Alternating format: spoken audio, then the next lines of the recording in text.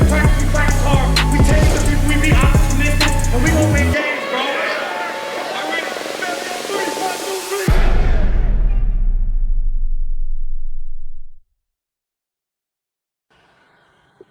All right, welcome everybody back to another episode of the Big Douglas Show. It is an Opposition Wednesday, so you know what that means. We get you closer to the action of the Bills this week. For that, we brought in Bills beaten sideline reporter, host of the Extra Point Show, 10 a.m. to 12 p.m. on WGR 550, Sal Capaccio. Sal, thanks for coming back on the show. Yeah, anytime, man. Glad to be on with you. It's beautiful out here in Orchard Park, where I'm right at the Bills facility at practice. It looks great. I'm a little jealous, I got to tell you. Last time you were on, Sal, the Bills were playing the Commanders up in New York. Commanders were at a little different point. They're getting closer to where the Bills are now. At least that's what they're hoping for.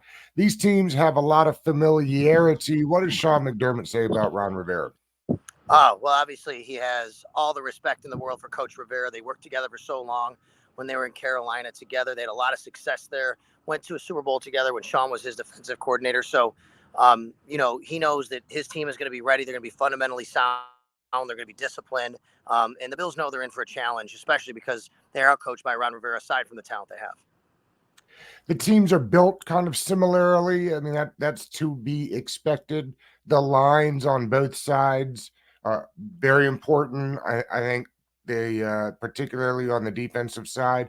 What does the offensive line currently look like for the Bills? Well, I think they've had a really nice 2 weeks, especially last week. That Jets front is really tough to go against. There were some challenges there, especially for right tackle Spencer Brown. But last week he did a great job on Max Crosby on the outside. There was a really good game plan from offensive line coach Aaron Cromer. What the Bills did, though, is they went out in the offseason. They really addressed their interior. They signed Connor McGovern away from the Dallas Cowboys, a guard to start there. Mitch Morse has been their center for years. He's steady there. And then they drafted Osiris Torrance, rookie out of Florida with the second round. And I didn't think Osiris would be able to win a starting job right away, but he did. And he's been really, really phenomenal for them through 2 games. A rookie starting at right guard. Now, he's got a big challenge, of course, this week with that phenomenal defensive front. And that's, I think, the biggest challenge for the Bills this week. The offensive line hasn't playing well, but it's a big difference going against one guy in Max Crosby versus, with all due respect to those rest of the Raiders. That's not the 4-man unit that this Commanders team brings in. No, it's not. They've been humming for sure. Tell me a little bit about Spencer Brown. When I was looking at the depth chart, I guess I had assumed that Ifedi was still at right tackle. Where does Spencer Brown come from, and why did he end up being the fit? No, Ifedi was just signed. He's not even played with the Bills yet. He was just signed a couple weeks ago. Okay, all right. Yes, Spencer Brown was drafted. This is his 3rd year. He started ever since he's been in the league. Okay. So he's been their right tackle for the last several years. He's had a bit of an uneven year last year. He did get hurt last year a little bit. The game that Josh got hurt against the New York Jets, actually, Spencer Brown went out and David Questenberry came in, and that's when Josh hurt his elbow. Not blaming Questenberry, but saying Spencer wasn't on the field on that play. But he had back surgery last offseason. He missed a lot of preseason. Comes from Northern Iowa, which is a smaller school. I think that really hurt his reps. But he's back. He's pretty much been a starter for this is his 3rd year now with the Bills. Okay, that's why we love doing these, because I guess I had not realized that. What is the run action that they're using with Josh Allen? Have they tied that down some, or are they still relying a lot on his legs? Yeah, I think that the goal is to not have Josh run as much as he has the last few years. They want to. It's a long game, right? They want him to keep him healthy for the season, to be able to, do the things he needs to do to help them win games later in the year and not get banged up on. But it's also his career. And you're talking about a regime here, just like Ron Rivera, that was in Carolina with Cam Newton. And we know that how things went down the road with Newton when he took all those shots. So that's the goal. But look, you can't take that out of Josh. And, he's still got to have those special plays in him. And that includes his feet. That includes running. So you're not going to see probably as many designed runs as you have maybe in years past. But Josh is still very willing to take off. And unfortunately, still willing to run over people and jump over people. They don't want to see that either. But he does that. But, a lot of that is if you can help him out by having a run game like they have in James Cook the last couple of games, that would help out a lot. James Cook is 5th in the NFL in rushing right now. And if they can do that with James Cook, that would really help Josh Allen. So far, that's what has been the case, especially last week. It's interesting. I was going to get there next. I am for those that watch this show regularly, you know that I'm a longtime Georgia Bulldog fan. So you have a couple of my favorites on the team right now. When you drafted James Cook, people thought that he was like a 3rd down scat back, and that's only because they didn't watch enough Georgia tape James Cook runs through the tackles as well as any running back I've seen in recent memory. They didn't ask him to do that a ton at Georgia because they had other backs that could do that. How has James's running style kind of evolved since from last year to this year? Yeah, and you're right 100%. I think part of the reason people think that about him is he's the smallest lead back in the league. I mean, this guy's 200 pounds, maybe just shy of that, and he's not going to take. You don't want him to take a pounding between the tackles, and that's not how they use James. He'll run between the tackles, but it's not a high formation, bang him up the middle kind of style. That's why they have Damian Harris. That's why they have Latavius Murray. For James, it's more on the edge. It's mid-zone concepts that he's really good at running. They run draws with him, and then he's really good out of the backfield as a pass catcher, as you know from following me at college. So, third down scat back. I think that's right how people viewed him, but I think in Buffalo they knew that he could be more than that. But I think he's proving to be more than they thought he could be. What they thought with the way that he can handle it. And he had 17 carries last week. That's about the right number. I think you don't want him carrying the ball 25 times a game. But he's last year the guy he didn't play as much. He started to get more reps as the season went on. He had 89 carries. He averaged 5.7 yards a carry, which was great. And already this year he's off to a 5.8 yard per carry start through 2 games. He's got that interesting speed where it doesn't necessarily look like he's moving that fast, and then just nobody can catch him. You know what's impressive to me though about him, Doug, is he doesn't change speeds when he's running lateral and then gets upfield. Like he runs to the sideline and then he gets upfield. He never changes speeds. He doesn't slow down. It's not even like he puts his foot in the ground. He just all of a sudden he's out the back door, and it's interesting to watch.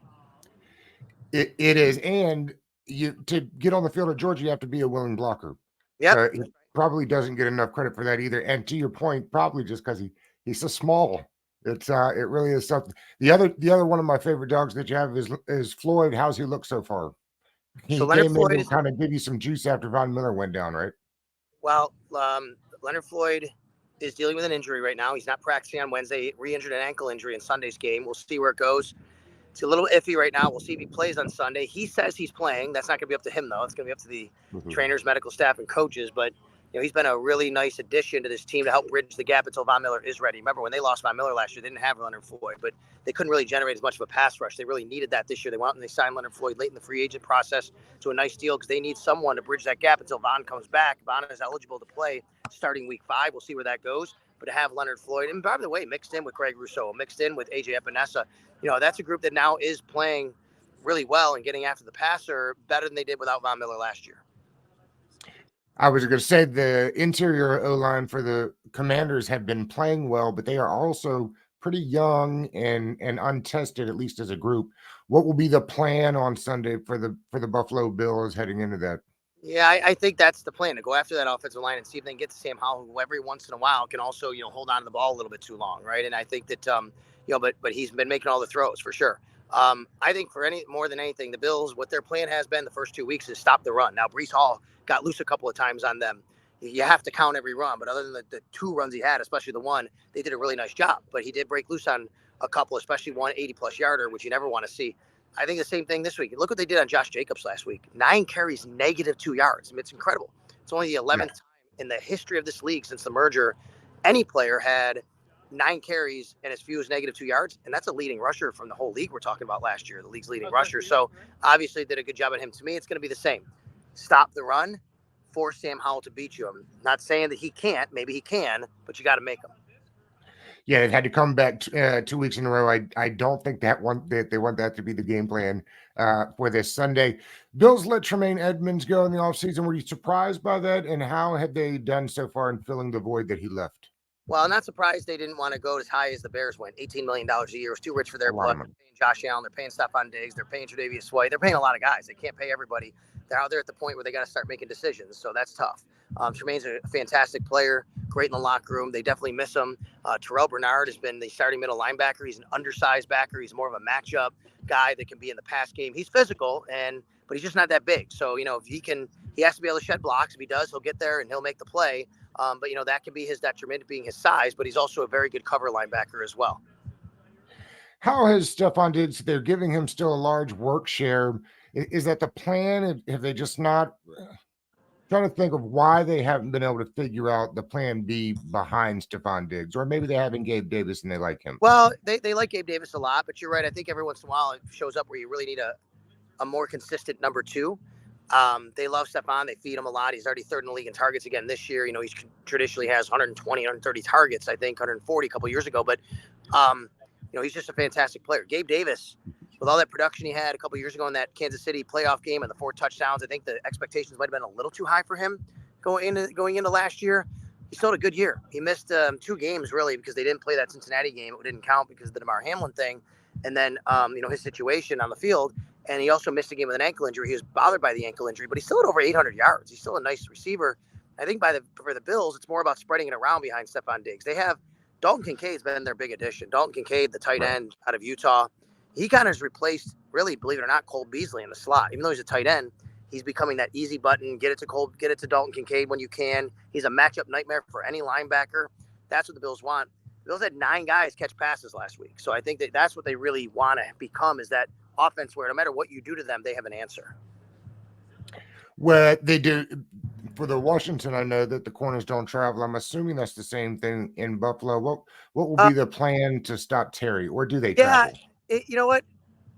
They don't do it a lot, but they did it sometimes last week on Devontae Adams. Tre'Davious White did follow him, certain down and distance. They did the same thing with Garrett Wilson a couple weeks ago. It might have been more wide side. They'll have some plans for doing it sometimes, but it won't be on a consistent basis.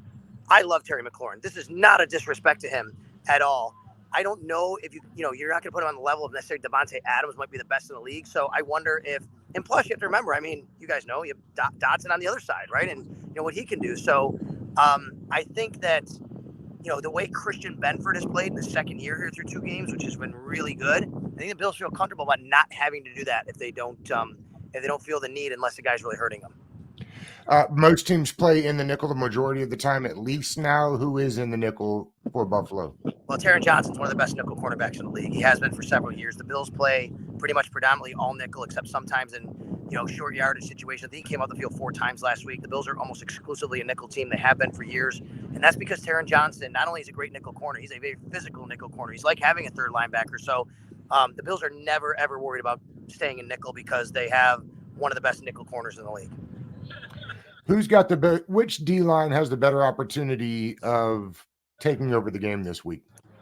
Probably the Commanders, because of the volume of defensive linemen they have inside and outside and playing at home, and the crowd noise being a factor for the Bills on their offense. So I would say Commanders D-line probably has a better opportunity to do that. I think the Bills D-line, though, still has opportunity to, you know, get to Sam Howell and do some things. We'll see, especially with Leonard Floyd being compromised, though. We'll see how that goes. But, I mean, that D-line is going to be the key to the game for the Buffalo Bills, and stopping them and at least not allowing them to wreck the game plan, and I think the key to their victory. What is I know it's early, we're right around 2:00 on Wednesday. What is the early injury report though for Buffalo? So Leonard Floyd is out today with that ankle. We'll see where that goes the rest of the week. Micah Hyde with a hamstring, same thing, not practicing today. We'll see where that goes. They both said after the game last week they would be able to be available this week and play, so we'll see. Dawson Knox showed up on the injury report today. He's not practicing with a back injury. And then Terrell Bernard has a lower leg injury, the middle linebacker. He's limited, so we'll see. Look, the Bills have been pretty healthy so far this year. Some bumps and bruises now. We'll see where that goes. Wednesday's usually the day Sean McDermott gives those guys a day to kind of recoup and recover before getting back on Thursday. And let's remember, they did play 2 games in 6 days, you know, having that Monday night game. So, I mean, this might be an extra day even to take even more precaution. Sal, if Ron came in and said, hey, give me a couple of keys to beating this Buffalo team on Sunday, what would you tell him? I think that number one would be to really establish a consistent run game. I think sometimes, you know, because the Bills, like the Jets were able to in certain situations with Breece Hall, even though they did a nice job on him, if you can establish a consistent game, you'll probably bust a decent run here too. Establish a consistent run game. It's not that easy. The Raiders couldn't do it. You know, they didn't, like I said, negative yards for Josh Jacobs, but that would be number one. And it also keeps Josh Allen off the field, right? I mean, that's what you want to do. You want to keep Josh Allen off the field. The more opportunities Josh has, the worse it's going to be for any team defending him because he's such a fantastic player. So I think that's a key.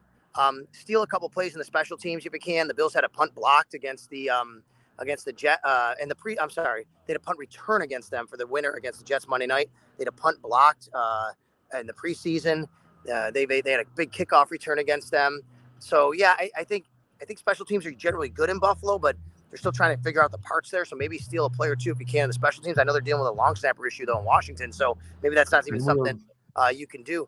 And then I think on their defense, aside from the D-line, really force Josh to be as patient as possible. If he can do it, he'll kill you death by 1,000 cuts like he did the Raiders. But every once in a while, he gets impatient and he wants to make a big play, and that's what happened to him against the Jets and how they were able to get some interceptions.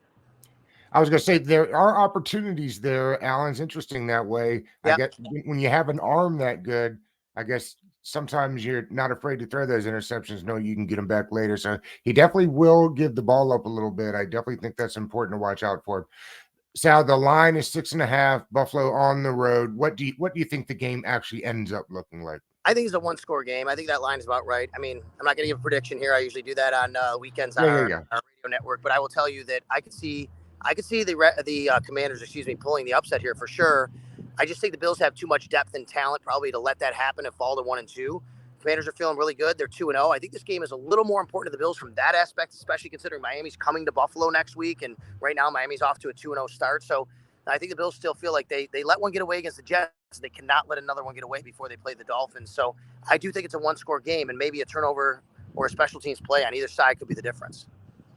It should be interesting. The home crowd should be loud and raucous. I guess they've announced that it's homecoming. Almost 150, 170, I think, former players will be there. I was there. I won't be there this week. I was there for the home opener. The vibe at home is a little different, so hopefully that will help just a little bit. There will be a lot of Bills fans. A lot of Bills Mafia will be at the game. I'll tell you that. I know a lot of late tickets were sold, and that comes from Bills fans traveling down. Bills Mafia travels great, so get the tables ready for the tailgates and the lots because Bills Mafia is definitely coming to DC. Will you be jumping through tables, Sal? I don't jump through tables. I stick to my lane. I am on the sidelines every game as the Bills Radio Network sideline reporter. So I'll just stay there and allow everybody else to get injured and have a good time. I assume you're flying. You're flying in for the game? I fly with the team, yes. Yeah. I was going to tell you, have a safe flight. Hopefully we all do, no doubt. Yes. But I fly in on Saturday with the team and then fly right out. But I do know a lot of people are driving down from Buffalo, and a lot of people who are just Bills fans around the Northeast are coming. And interestingly enough, I know people won't be going to both games, but the Buffalo Sabres opened their preseason schedule against the Capitals on Sunday as well in Washington. Oh, wow. It doesn't feel like it should be hockey season already, but there we are. Sal, as always, I appreciate you, buddy. Have a safe flight, and of course, we appreciate you hopping on with us. You got it, Doug. Thank you, buddy. Thanks, man.